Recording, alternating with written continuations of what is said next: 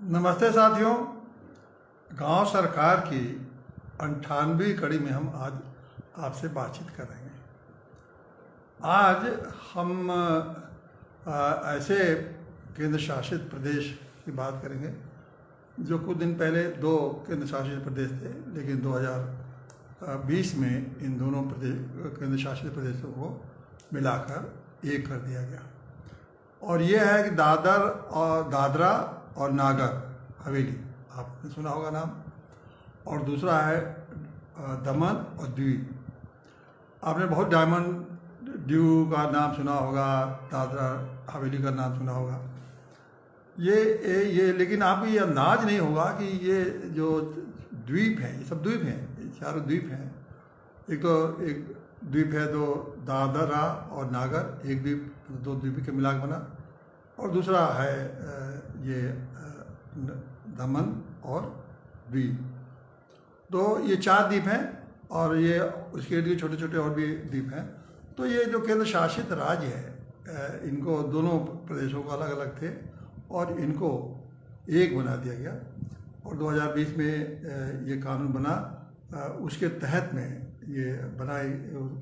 कानून का भी नाम आपको बता दें ताकि आपको ध्यान मिलेगा कि दादरा और नागर हवेली तथा दमन और दीव संघ राज क्षेत्रों के विलयन अधिनियम 2019 से, लेकिन ये लागू घोषणा हुई थी 26 जनवरी 2020 को और लागू ये हुआ अभी हाल में 18 जनवरी 2022 से। इसकी दोनों एक मर्ज कर गए और एक ही जैसे कानून अब लगेंगे, एक ही प्रशासक हो गया।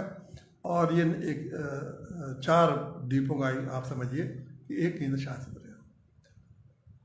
इसकी पंचायती व्यवस्था के बारे में बात करने के पहले ये मैं बताना चाहूँगा कि आखिर में आप ये समझें कि ये द्वीप हैं कहाँ और क्या इनके भौगोलिक स्थिति है, क्या उनकी सामाजिक स्थिति है। क्योंकि भारत के बहुत सारे क्षेत्रों में हम मुख्य धारा में जहाँ जहाँ प्रदेशों के बारे में जानते हैं, लेकिन भारत के छोटे छोटे उन स्थानों के बारे में जो कि भारत के महत्वपूर्ण अंग हैं, उनके बारे में जानते नहीं हैं। और जबकि वो लोग यहीं से जाके, बहुत सारे केंद्र शासित प्रदेश ऐसे हैं जिसमें कि यहीं से लोग जाके वहाँ बसे हैं और उसको तमाम के रोजगार के कारण और भी विभिन्न कारणों से वहाँ बसे हैं। और बहुत से तो ये जो क्षेत्र है जहाँ की आदिवासी लोग वहाँ बसे, मतलब मूल जो भारतीय लोग हैं वो लोग वहाँ, एक तरह से आदिवासी के जब हम कहते हैं तो वो बेचारे आदिकाल से उसमें उन क्षेत्रों में भारत के लोग रह रहे हैं। वो लोग कहीं बाहर से नहीं आए।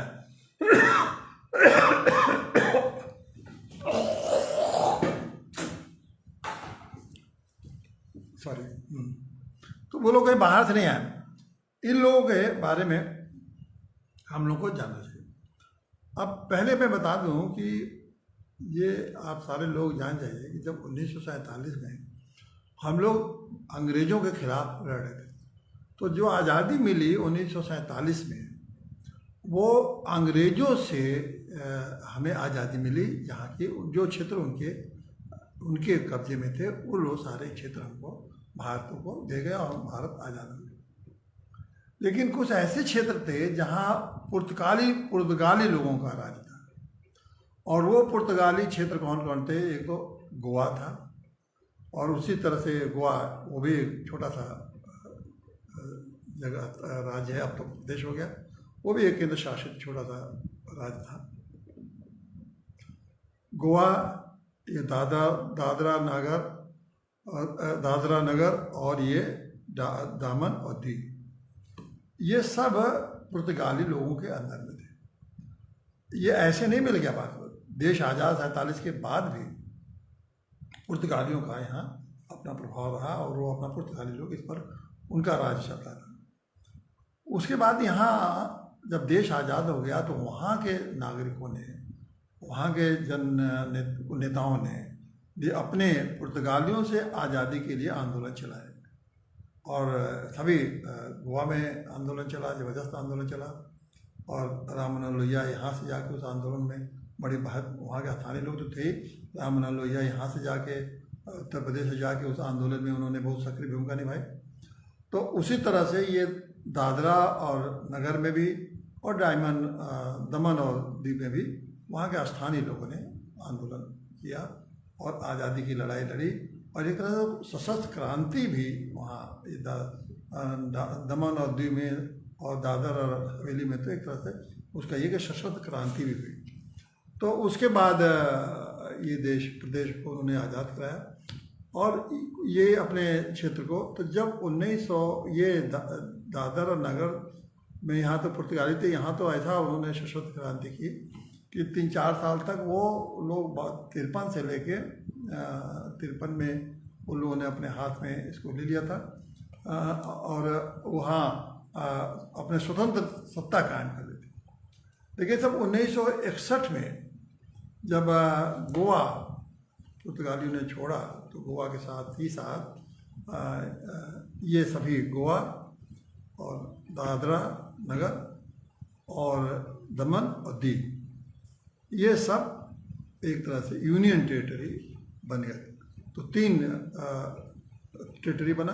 पहला तो गोवा, ये भी एक यूनियन टेरिटरी बना, मतलब केंद्र शासित प्रदेश, और दादर और नगर ये एक दूसरा केंद्र शासित प्रदेश बना, और दमन और दीव एक तीसरा प्रदेश बना, ये 61। तो 61 से आप समझ लीजिए कि ये हमारा ये तीनों प्रदेश केंद्र शासित प्रदेश के रूप में चले। बाद में गोवा स्वतंत्र प्रदेश बन गया और ये दोनों अभी भी केंद्र शासित प्रदेश अभी भी चल रहा है, केंद्र शासित राज्य के ये वो चल रहा है। और 20 में जैसा कि मैंने बताया कि 20 में इसको जोड़ दिया गया दोनों को, क्योंकि वहाँ की एक ही जैसे हैं और ये अलग अलग रखने से छोटे छोटे प्रशासनिक व्यवस्था करने से एक दिक्कत हो रही थी। तो अब जैसे दादर में एक ज़िला था और सिर्फ एक ज़िला, और दमन दीव में 2 ज़िले थे। अब एक ज़िले का समझ लीजिए कि वो व्यवस्था थी, एक ज़िला, तो एक ज़िले का सचिवालय रखना पड़ता था और सारी व्यवस्था उनको रखनी पड़ती थी, और वहाँ 2 ज़िले के सचिवालय रखनी पड़ती थी। तो इसलिए दोनों को बना के अब वहाँ 3 ज़िले हो गए हैं और 3 ज़िलों का वो ये प्रशासनिक एक तरह से केंद्र शासित राज्य बन गया। ये प्रशासनिक व्यवस्था है। और पहले दोनों जगह से एक MP थे और अब दोनों को मिला के अब 2 MP वहाँ से आते हैं, वहाँ से एक दादर से और एक दमन से, तो 2 MP जीत के आते हैं, 2 MP का व्यवस्था है। तो ये व्यवस्था आप प्रशासन, और ये है कहाँ, ये गुजरात और महाराष्ट्र के बीच में ये दोनों द्वीप हैं, गुजरात और महाराष्ट्र के, और इनका भी हाई कोर्ट भी है। इनका बॉम्बे नज़दीक पड़ता है महाराष्ट्र, वहाँ से ये बॉम्बे हाई कोर्ट में इनके मुकदमे को में जाते हैं। ये हमारा इसलिए समझ लीजिए कि गुजरात के बिल्कुल किनारे समुद्र में ये 2 द्वीप हैं हमारे, ये केंद्र शासित राज्य हैं, जिसको कि हम अभी आपको चर्चा कर रहे हैं कि दादरा और नगर तथा दामन दीव केंद्र शासित प्रदेश इसका अब नाम है। अब इस प्रदेश के बारे में ये मैंने इसकी भौगोलिक और प्रशासनिक व्यवस्था आपको मैंने बताया, और किस तरह पुर्तगाली यहाँ राज करते थे, और उनका राज भी इतने समय तक 61 तक तो इस देश में उनका भी चलता था। बहुत सारा 1789 से उनका भी चल रहा था, बहुत लंबे समय तक उन्होंने इस क्षेत्र में राज किया। अब इनकी जो सामाजिक व्यवस्था है वो वहाँ ज़्यादा भाषा उनकी यही है, जैसे क्योंकि ये सब गुजराती, मराठी, अंग्रेजी, हिंदी इन द्वीपों वहीं के आसपास के लोग वहाँ गए, वहाँ बोले जाते हैं। ज़्यादा पहाड़ी क्षेत्र हैं, बहुत रमणीक क्षेत्र हैं और जंगलों से भरे हुए क्षेत्र हैं।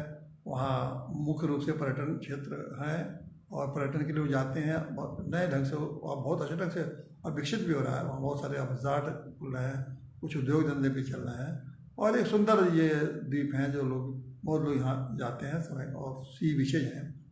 तो ये भारत के लिए ये एक तरह से आप समझिए कि आने वाले समय में बहुत खूबसूरत टूरिस्ट सेंटर विकसित होंगे, और उस हिसाब से उनका जीवन पद्धति वहाँ से चलेगी।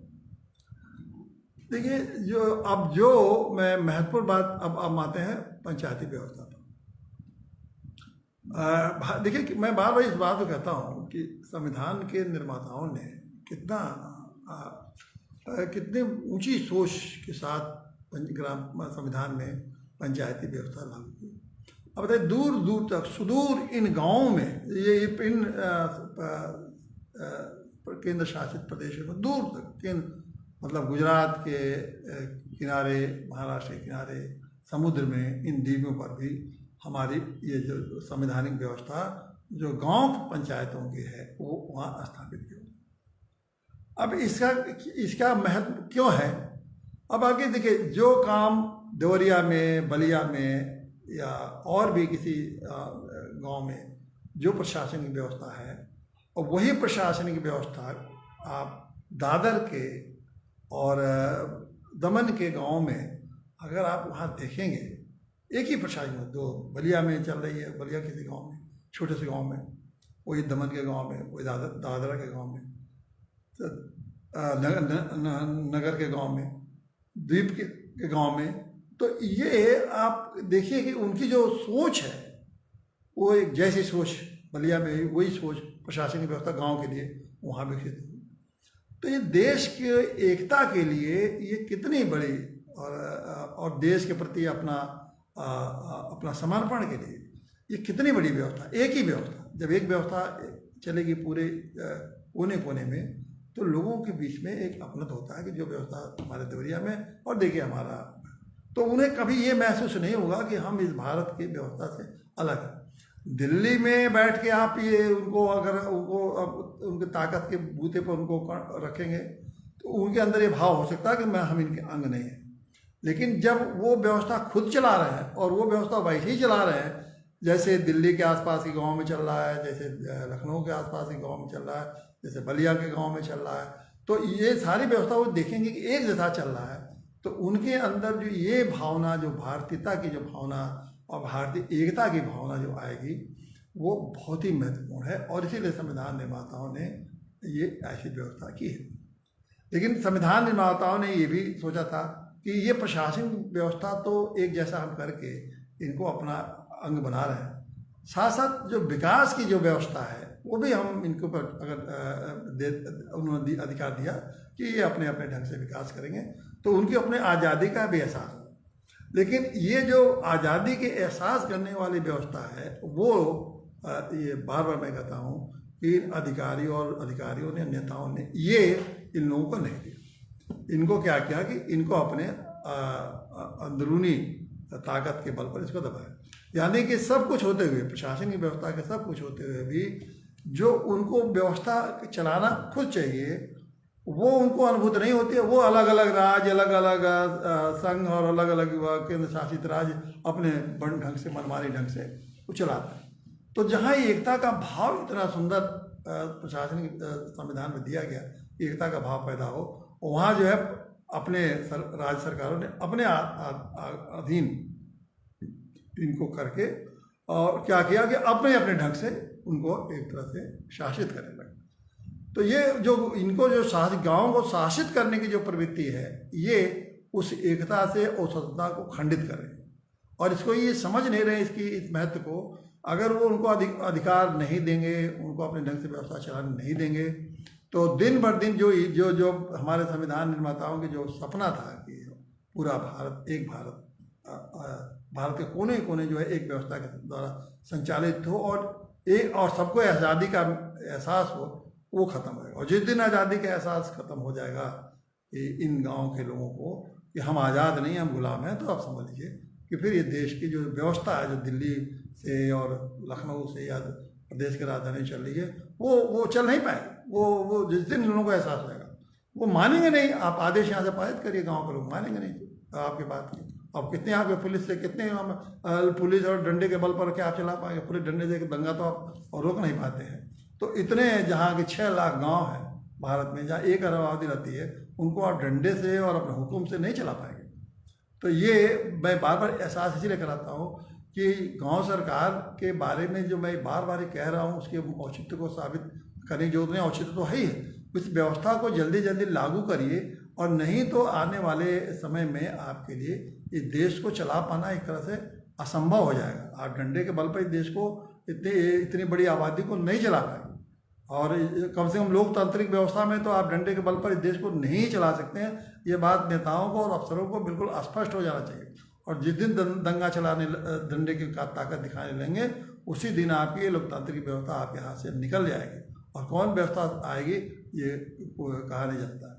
तो इसीलिए जो मैं बार बार बात कह रहा हूँ, उस पर थोड़ा ध्यान आप लोगों को देना चाहिए, समझना चाहिए, और जितना जल्दी समझ जाएंगे अच्छा है। गाँव सरकार तो बनेगी, लेकिन हाँ, जितना जल्दी बन जाए अच्छे बन जाए, और नहीं तो आप जितनी इसको विकृत करके बनाएंगे तो फिर ऐसी व्यवस्था बनेगी कि आप लोग तो गायब ही हो जाएंगे, आप लोगों का तो अस्तित्व ही मिट जाएगा।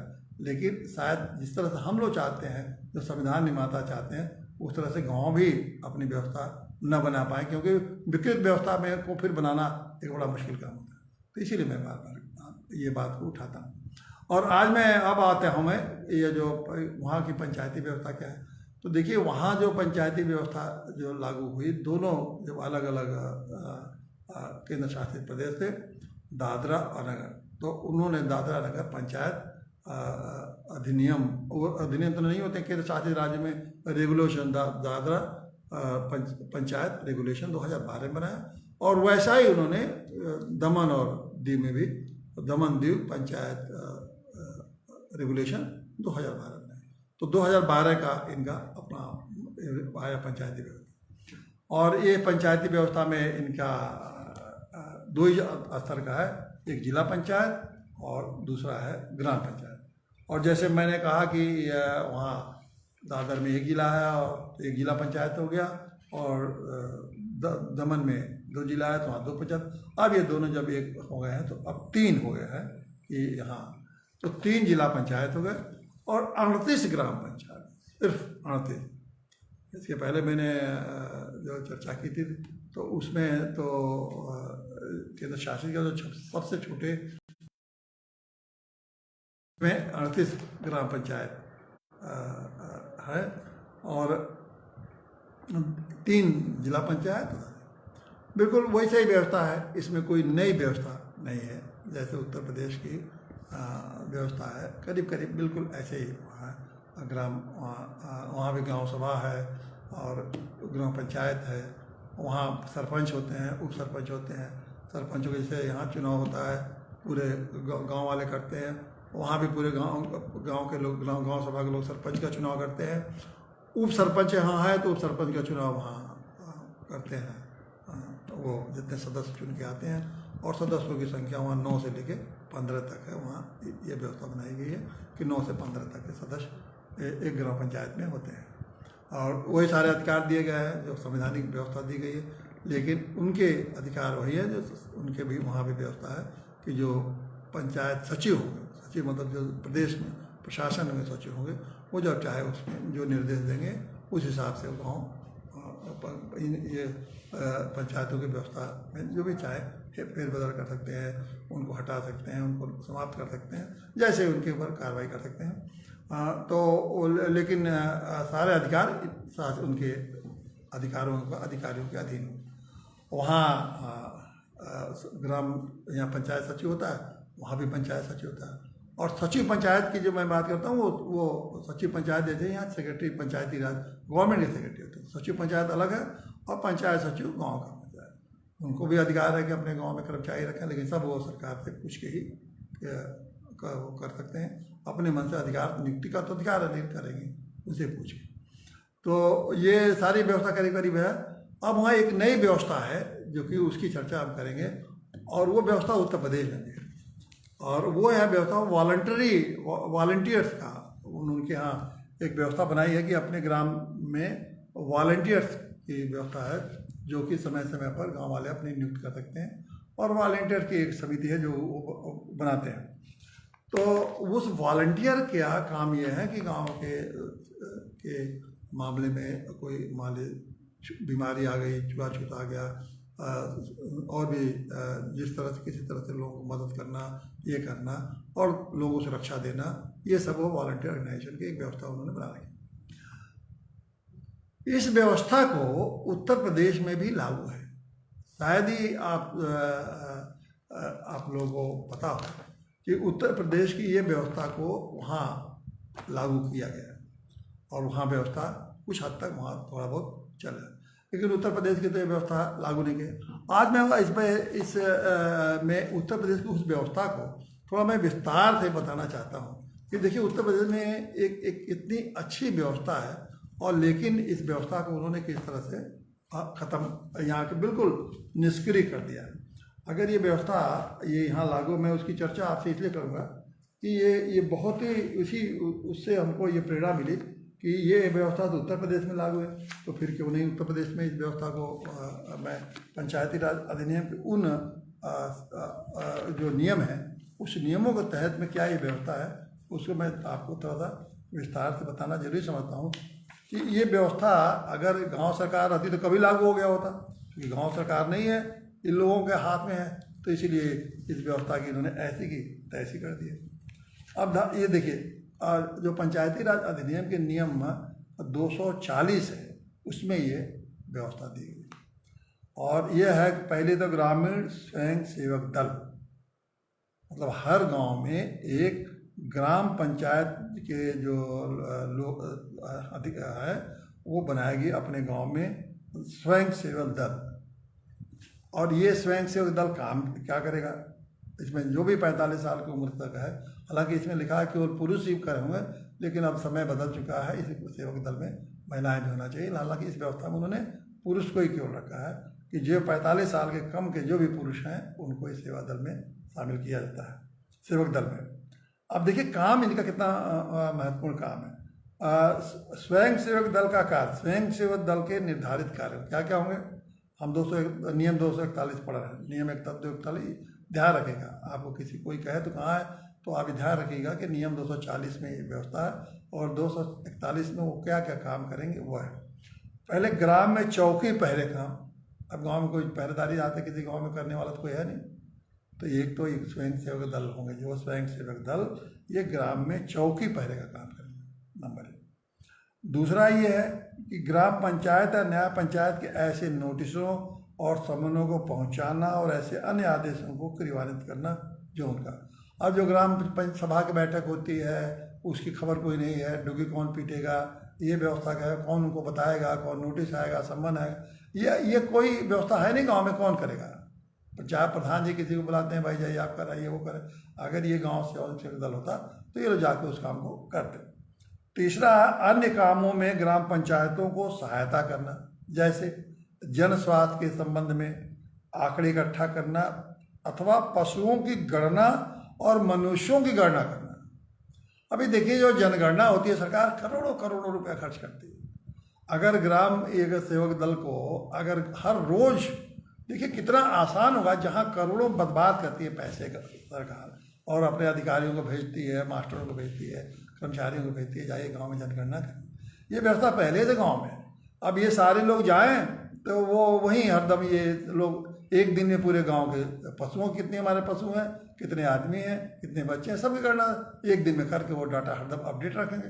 और जब सरकार को जरूरत हो कि भाई आपके गांव में कितनी जनगणना हुई, कितने अनुसूचित जात के हैं, कितने पिछड़े जात के हैं, कितने जनरल जात के हैं, कितनी महिलाएं हैं, कितने बच्चे हैं, किस रफ्तार से आबादी बढ़ रही है, कितने बच्चे रोज मसाले पैदा हो रहे हैं, कितने लोग मर रहे हैं, ये कितना आसान है, कितना आसान है आप समझिए।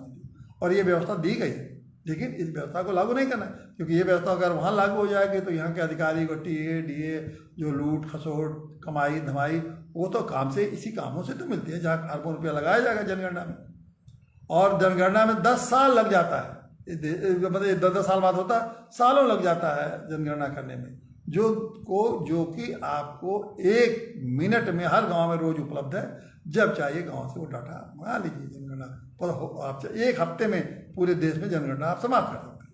लेकिन इससे उससे क्या फायदा, इनको तो कुछ फायदा होने वाला नहीं, तो ऐसी व्यवस्था क्यों लागू करें। उसके बाद देखिए विभिन्न समुदायों में सद्भावना, सामाजिक एकता या मित्रता बढ़ाने के काम में ग्राम पंचायत की सहायता इतना महत्वपूर्ण है कि जो आज जातियों में आपस भेद, जातियों में झगड़ा, हिंदू मुसलमान, वो उसको मारना, उसको ST एक्ट में फंसाना, उसमें लोगों को परेशान करना, बस विभिन्न समुदायों को तोड़ के बिल्कुल, मतलब गांव तो एकदम टूट गया ना। अब तो वहाँ समाज, गांव का तो समाज रह नहीं गया, खाली नाम का गांव है, कि हम लोग एक हैं, कोई सामाजिक रूप से ताना बाना सब टूट चुका है, और ये राजनीतिक में तोड़ा। और ये तो 47 का अधिनियम में आपको बताऊँ, देश आज़ाद होता अब लोगों ने सोचा कि ताना बाना नहीं टूटना चाहिए, लेकिन अब ये शायद ग्राम सेवक दल रहता तो वो ताना बाना तोड़ने में रोकता, लेकिन उसको पहले इन्होंने सोचा कि अगर ये सब रहेंगे तो फिर ताना बाना कैसे बने, उसको तोड़ दो ताना बाना, ये इनको हटा दो, ताना बाना अपना बनाओ अपने। सारा जहर गांव में बो दिया इन नेताओं अफसरों ने, सिर्फ अपने सत्ता के लिए और लूट के लिए। सत्ता जब गांव विखंडित रहेगा, टूटा हुआ रहेगा, अपने अपने के बारे में जब सोचेंगे तो इनके लूट का मौका खूब मिलता रहा। वही हो रहा है देश में सारा पैसा, सारी योजनाएं सब खा जा रहे हैं, लूट रहे हैं, किसी को बड़े आसानी से कहीं से आवाज़ नहीं उठ पाती। अब उसके बाद देखिए, दुर्भिक्ष और अन्य आपत्तियों के समय दुख निवारण करने में ग्राम पंचायतों की सहायता करना। दुर्भिक्ष, सूखा पड़ जाए, आज सूखा पड़ जाए तो सूखा पर गांव के लोगों को सूखा के लिए तमाम राहत मिलती है, वो राहत तो कौन दिलाएगा? बैठे हैं हाथ करके, आएगा पंचायत सचिव आएगा तो उससे कहेंगे भैया कुछ कहीं मिल रहा है मुफ्त में दिलाओ, यही सब होता रहता है। और सूखा के नाम पर पैसा जाएगा, अधिकारी उसको लूट लाट के खत्म, कर्मचारी खा लेंगे, खत्म हो गई बात वहाँ। फिर मेलों, पेठों और हाटों का संगठन और उनकी व्यवस्था करने में ग्राम पंचायत की सहायता। मेला लगवाएगा कैसे लगेगा, हाट कहाँ लगेगा, बाजार कैसे लगेगा, ये सब में सहायता करें, ये लोग करते। किसी अन्य कार्य कर्तव्य का पालन करना या कोई ऐसा कार्य संपादन करना जिसके करने की आज्ञा निर्धारित अधिकारी या सरकार ने दी हो, ये है। ये कितनी अच्छी एक व्यवस्था है। और ये व्यवस्था मैं समझता हूँ कि उत्तर प्रदेश की इस पंचायती व्यवस्था को निश्चित रूप से ये इन दोनों केंद्र शासित प्रदेशों में जो लागू किया गया, यहीं से प्रेरणा देगी। लेकिन अब उन छोटे राज्यों में तो कुछ हद तक जरूर हमने तो इसको बाद में हम जब जाएंगे इन राज्यों में, इन केंद्र शासित प्रदेशों में देखेंगे कि कहाँ तक इनका उपयोग हो रहा है, वहाँ भी किस तरह व्यवस्था चल रही है। लेकिन इतना तो है ही है कि उत्तर प्रदेश लिया, लेकिन उत्तर प्रदेश तो आप देख रहे हैं कहीं बता दीजिए कि ये स्वयं सेवा गाँव में ये सब इतने महत्वपूर्ण काम को करें, कितना महत्वपूर्ण काम है। इसमें यह भी है कि ये जो स्वयं सेवक दल बनेगा उसका एक मुखिया भी होगा, और मुखिया पूरा उस गांव की व्यवस्था पर वो देख रेख करेगा, और गांव वाले इनके खर्चे व्यय जो खर्चा आएगा गांव पंचायत से इनको कोष से इनको दिया जाएगा। अब गांव पंचायत के कोष से इनको, अगर मान लीजिए इन सारे जो स्वयं सेवक हैं, अगर हम 10 सेवक संघ या 15 सेवक संघ रख देते तो कम से कम आप उनको 2-2, 3-3 हज़ार, 4-4 रुपया महीना वेतन भी देते तो वो एक रोजगार मिलता, गांव के प्रति उनकी जिम्मेदारी बढ़ती और गांव के प्रति उनका आकर्षण बनता, और गांव की छोटी छोटी चीज़ें ये उपयोग करते, रोजगार मिलता। तो यही मैं बार बार कहता हूँ कि अगर ये जो गांव पंचायतों को जो अधिकार दिए गए हैं, ये पंचायतों में जो व्यवस्था दी गई है, अगर उसको लागू करें, कम से कम 200-300 लोगों को गाँव में रोजगार मिलेगा। सबको 4,000-5,000 रुपया का रोजगार गाँव में ही मिल जाएगा। अपनी खेती भी करेंगे, अपना काम भी करेंगे, 4-5 हज़ार रुपया रोजगार बनेंगे, वो गाँव की सेवा करेंगे। इसलिए मैं कह रहा हूँ गाँव पंडित, और हम जो जिस काम का क्षेत्र में काम करेगा उस विषय का वो पंडित मान कहा जाएगा, कि मान कृषि पंडित, सुरक्षा पंडित, शिक्षा पंडित, इस तरह का पंडित कहा जाएगा। तो उनको एक अपना एक स्टेटस मिला, स्तर मिला, उनको ये मिला कि हम पंचायत के तरफ से वेतन पाते हैं, तो उनको उसका भी एहसास होगा, उनको अधिकार हो जाएगा, और उनको लगेगा कि हम गाँव की सेवा करें। तो गांव धीरे धीरे अपने इतना स्वतंत्र हो जाएगा कि किसी को जरूरत नहीं रहेगी। लेकिन अब ये होगा नहीं, बार बार मैं कहता हूँ, ये कभी नहीं लागू करेंगे, इसलिए नहीं लागू करेंगे, ये सब लागू हो जाएगा तो नेताओं को तो दुकान बंद हो जाएगी और अधिकारियों की कमाई बंद हो जाएगी। और वही कमाई जो अधिकारी जो कमा के गाँव से गाँव की योजनाओं से कमा के नेताओं का पेट भरते हैं, नेताओं के अय्याशी के लिए पैसा देते हैं, नेताओं को कोठी बनवाने के लिए पैसा देते हैं। वो तो इसीलिए नेता बनते हैं कि अय्याशी करो, कोठी बनाओ, सेवा के लिए तो कोई जाता नहीं है, वो रास्ता बंद हो जाएगा। तो ये सारी व्यवस्थाएं को अब वक्त आ गया है, और मैं कहता हूँ कि अगर अभी भी फिर मैं कह रहा हूँ कि जो नेता अधिकारी यहाँ बैठे हैं इनको दीजिए, नहीं तो एक बार गाँव के लोगों ने जान लिया और फिर इसको समझ लिया तो आपको अपना मुंह छिपाने के लिए नेताजी और साहब जी आपको मुंह छिपाने के लिए जगह नहीं मिलेगी। बहुत बहुत धन्यवाद साहब।